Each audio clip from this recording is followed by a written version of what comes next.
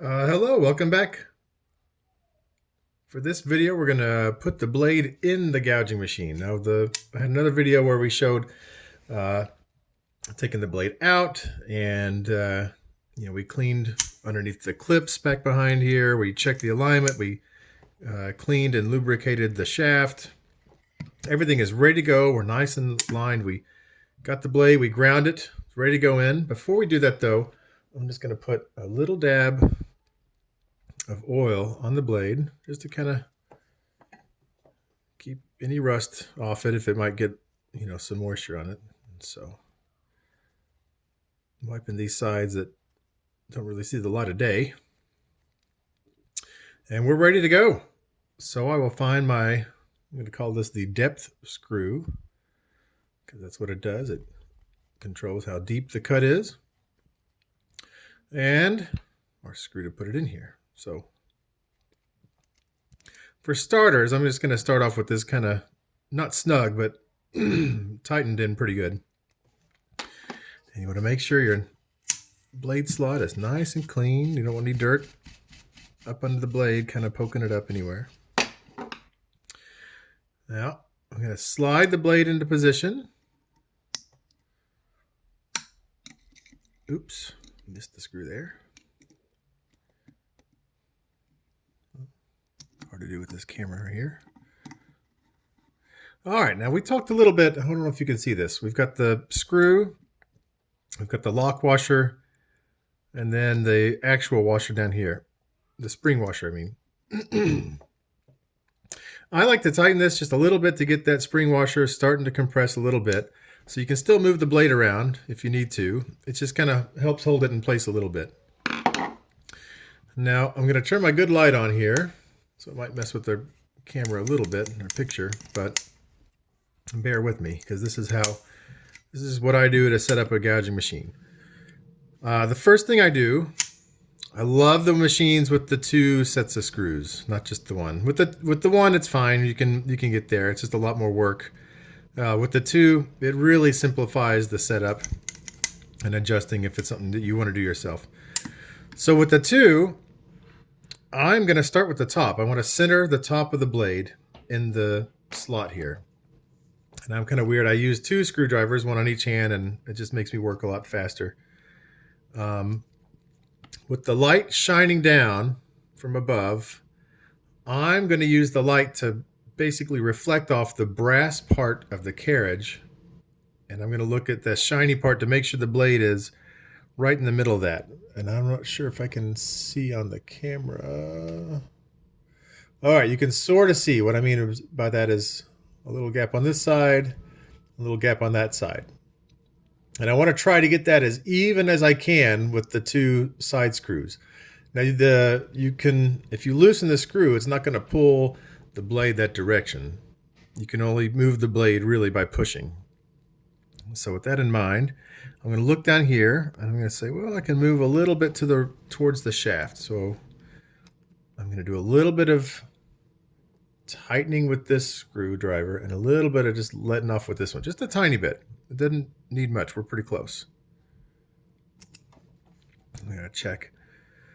And that's pretty good. I want to get it, right in there. Next step, I'm going to flip it over. This is kind of what I do to set them up, or at least for starters. We want to get close. I want to make sure this is nice and clean. I'm going to do the same kind of trick, and I think you can see in this video pretty clearly. I'm not zoomed in, but you can kind of see. I'm using the light to bounce off the brass again, where it's cut out where the slot is cut out for the blade to go. And I'm kind of holding the machine. Well, let's see for the camera. I'm kind of using that crescent to see where I am left to right wise with the blade. And really, I just want to get it, right in the middle. So far, so good. Let's make sure that our screw is engaged, which it wasn't. Let me check again now that we moved it a little bit. And it's a little bit towards the shaft side. So let me go over here and just barely tighten on this side, on the bottom, because we want the bottom of the blade to move, not the top. Let's see where we are. pretty good. It might need to come out a little bit again, but we're going to have to lower the blade. At this point, nothing's showing. It's not going to cut anything. So I'm going to loosen this to give us a little gap. And just with my thumb, push down a little bit and say, well,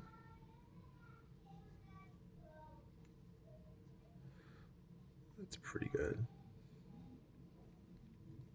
It's showing. It feels like it's more off towards the shaft side. So let's do our little visual inspection to see. Sure enough, it is. That's another good trick you can use, is just feel on both sides. And if it feels like it's sticking out on one side and not the other, move the blade. I like to set up my machines to be right in the middle. I just like them really plumb there. I don't really like to offset the blade. It feels okay. I'm going to check the top again, because sometimes by moving the bottom, the top will move a little bit, and the top looks good. So at this point, I'm about to turn this big screw. I'm not going to get it super tight, but I'm just kind of going to, with my fingers, just kind of get it finger tight, I'll call it. And I want this loosened out of the way when I turn the big screw, because the threads on the big screw may catch the bottom of the little screw and put too much pressure on it, make it move around. We don't want that to happen. So I'm just going to tighten down until that spring washer is pretty much on the bottom. I can still move the blade if I need to. Probably not easily by hand, but I could probably move it by hand if I wanted to. But I'll just use the screws to move it from this point. And I'm going to check and make sure. Yeah, now it looks like it can move a little bit towards the shaft. And the more of this kind of stuff I can do, the less cane I waste in the process. And this will get you actually pretty close. So now we're ready to start cutting. And I'm going to look for a big piece of cane. I like to check every piece with my radius gauge before it goes in the machine. And usually if it's too big, I'll toss it. But for this step, all we're trying to do is get the blade to cut the blade depth. We want it to cut how much per curl comes off. And I can tell right away we need to have more blade showing. You don't want to push down when you're gouging. That's the same thing as using a dull knife when you're scraping. It's just going to compress the cane, and your reeds are going to freak out the next day. It's no fun. So I am going to get that a little bit tighter, because here's my weird little trick. Don't be scared. But as my dad called it, the precision adjustment tool. Here it comes, my hammer. Just a little one. And I'm just going to, I've got this little brass rod as an extender just so I don't have to worry about hitting a machine that doesn't belong to me. I don't like that. But I'm just going to very lightly just drop the hammer down, just lightly. Okay, well that didn't do much, so I've got a little bit of room. I'm going to do it again. And I'm probably going to go too far, knowing me. Actually feels pretty good.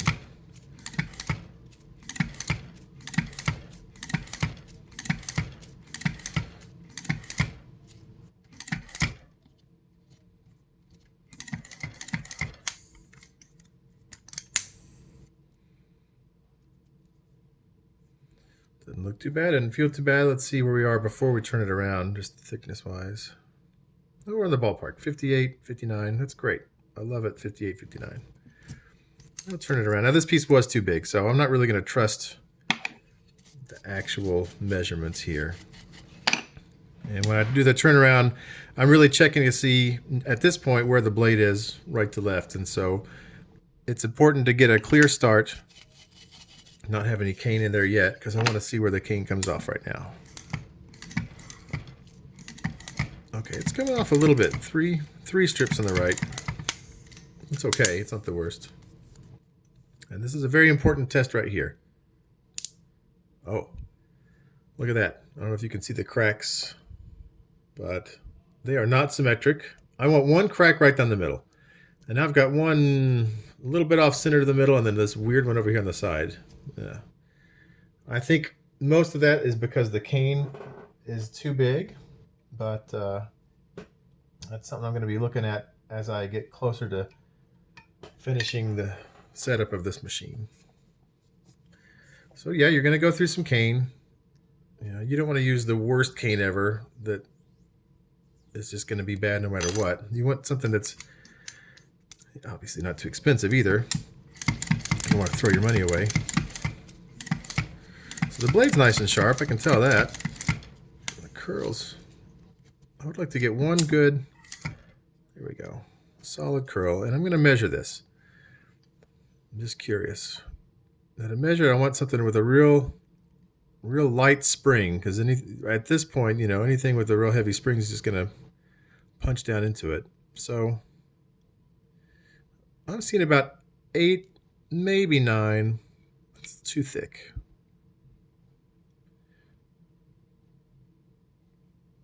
I could live with 8, but it's a little bit too much. So I'm going to take another Allen wrench and just fit this one in the top here. I'm just taking out the slack right now. So now I've hit the big screw. Now what I want to do is just keep going a little bitty bit. Just the smallest turn you can make. And I compare this to, you know, clipping your tip when you're really close to that reed being done. Just if you got to clip it a couple of times, a couple of small tips is safer than one big tip cut. Pretty good.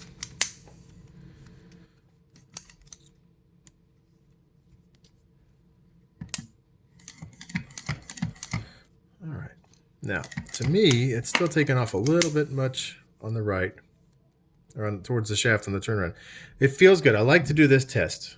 I don't like it when it's just really hard. It's almost never too weak. If it is, then you won't be able to crack it, and I do want to crack it. So that's a little bit, well, look at that. The split right there. Almost down the middle. Pretty close. I think if I move the blade a little bit more towards the center, it'll crack more towards the center.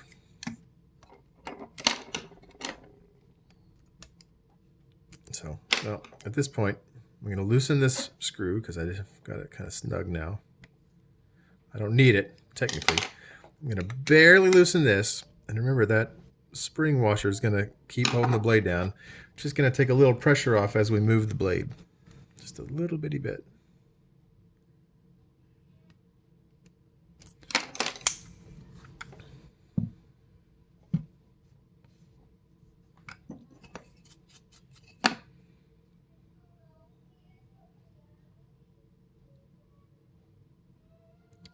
Looks pretty good. Let's give that a try. That loose. We're going to tighten this one back down. You don't have to clamp it down like it's the craziest, hardest thing ever. Just nice and tight. That screw it'll keep the blade in place, at least for now. Let me find a good candidate of cane over here.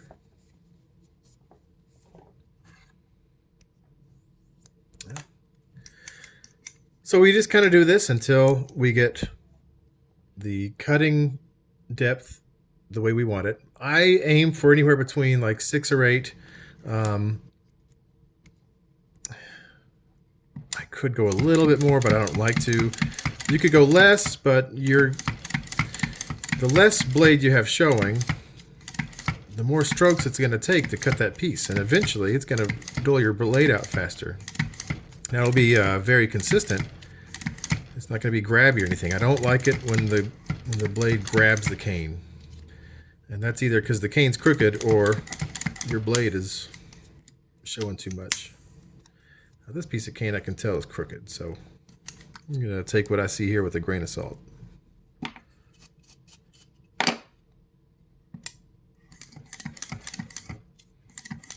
Yeah.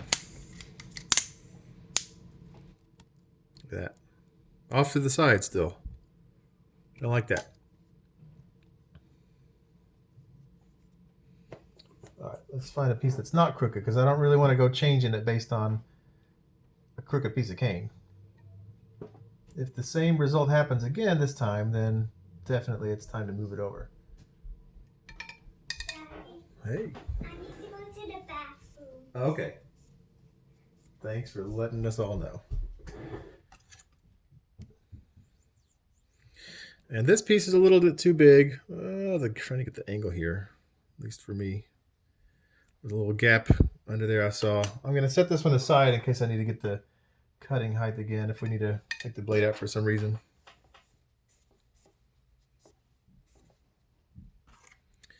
But I'm not concerned right now with the side measurements because I'm just trying to get the blade centered and the cutting depth right. I'm going to mess with the sides later. And that's not something you really can do at home. If the sides aren't right and everything's perfectly centered on this blade, or the blade in the machine, I mean, then I need to go grind another curve on this thing instead of the one that's on there. See where we are now. Again, I want to start with a clean slate here and say, oh, 2 little bitty strips. I can deal with that. That's not too bad. It's got a pretty nice feel to it. Not too hard, not too soft. Let's see where we are in the middle. 58. Jump down to 56 at the end. If you're worried about that, don't worry about that. Always trust the highest measurement because that's where your machine is set. If you get a lower spot, well, like it was down there, a little bit lower, that's not enough to concern me. But also, that's probably just from the cane being not quite round there. Look at that. Not a bad idea to just kind of go back over it a couple of times. All right, now I'm going to check where the sides are. I use this micrometer and I set it at 47 just because I'm curious. Where is 47? And how far does the piece of cane go in? Oh, look, it goes about the same distance on each side. That is nice. That's what you want. That's the ideal. If you're going to use something like this, a dial indicator on the side, well, good luck. Really, you can say, well, where's 47? And search around until you find it. That's one way. It's a frustrating way. I mean, my God, 1/100th of a millimeter is really, really pretty small. It's 10 microns. So to just kind of tweak it up by that.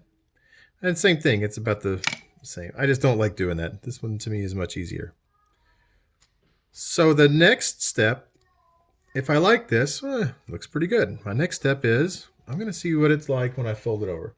I should probably crack this piece, to be honest, but this video is kind of going on longer than I like for it to. I'll crack the next piece. So I'm going to fold it over and see what happens.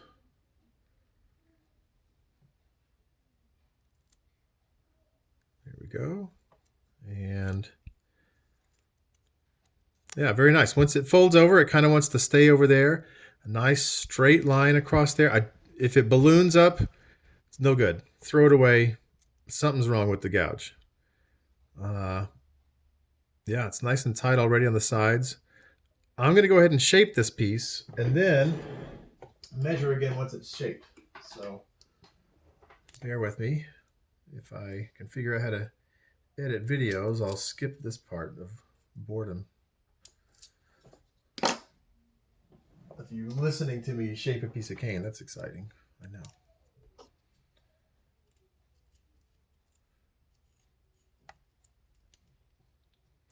And there's a lot of factors that go into the gouge.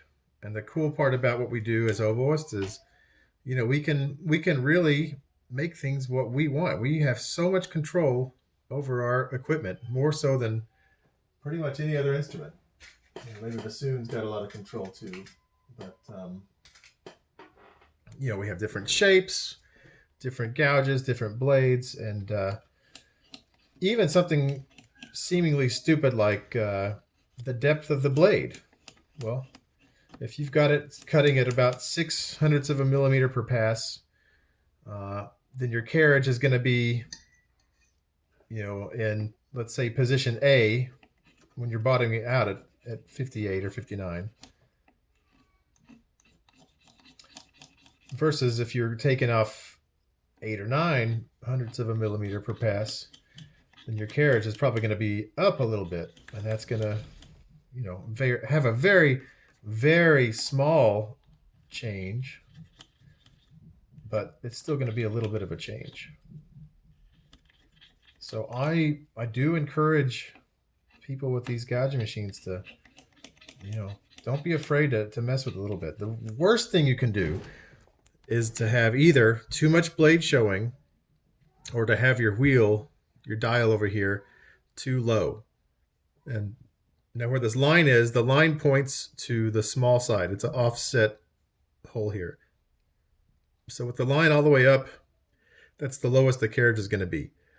And if the carriage is all the way down, more likely than not, you're going to ram it through and hit this cane stop there. The worst thing you could do is to have the blade come down and literally gouge a big dip into the bed. That would be horrible. You probably need a new bed after that. Hitting a cane stop, that's not the end of the world. We can replace that.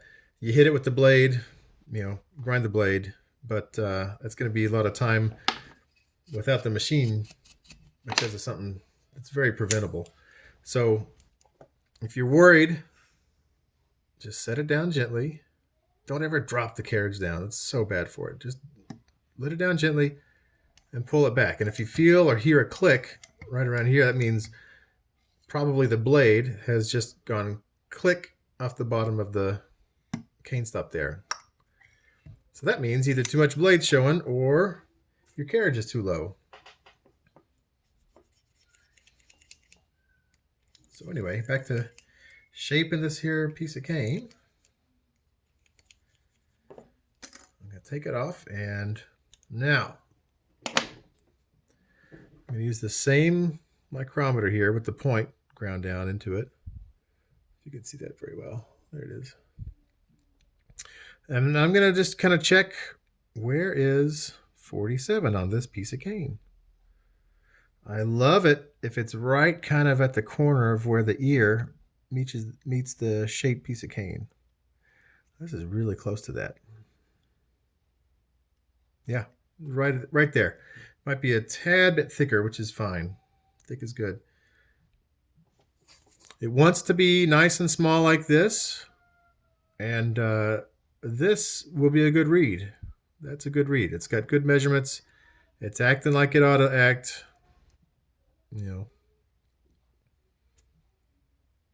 I've already got the blades kind of slipped to feel what it's going to be like on the staple. Yeah, I like it a lot. So I'll turn this into read and see what happens. But that is pretty much what we need to do to set up a blade. Now, once you got it where you want it, you say, I'm ready to go. Now I'm gonna go back over this again, and like I said, crack the piece of cane. I will never send a machine out with just one decent piece of cane that comes off it and check the read. I'm gonna make sure it can duplicate before all that. So, but let's assume everything works out great. I'm gonna move this small screw up. I'm gonna back it out a little bit, like I said, so I have some leeway for this screw to function. And with just my hand, I'm gonna get it pretty good and snug. If you've got the set that looks like this, you can set that's going to give you way too much torque. You can use it, but man, if you start to actually crank that thing down, brass is a pretty soft metal. You could strip the threads out of the hole in there, and that's a nasty fix. I'd prefer not to have to put a thread kit in there to fix it. So you don't need to crank it down that hard. It's not going to go anywhere on you. And that's pretty much it. When we get done, I like to get a fresh cotton ball, and it's just a good idea. Kind of maybe stretch it out a little bit. Doesn't have to be super thick, but it's got to be somewhat thick. Just stick it in there, set it down, and I like to take a little drop of oil and just kind of go across the front leading edge there. You just need to keep a little oil on it. Any cane that sits on there, it has the potential to rust the blade, at least in a spot. So with the oil there as a barrier, that'll help keep it rust free and sharp for a good long time. And thank you for watching.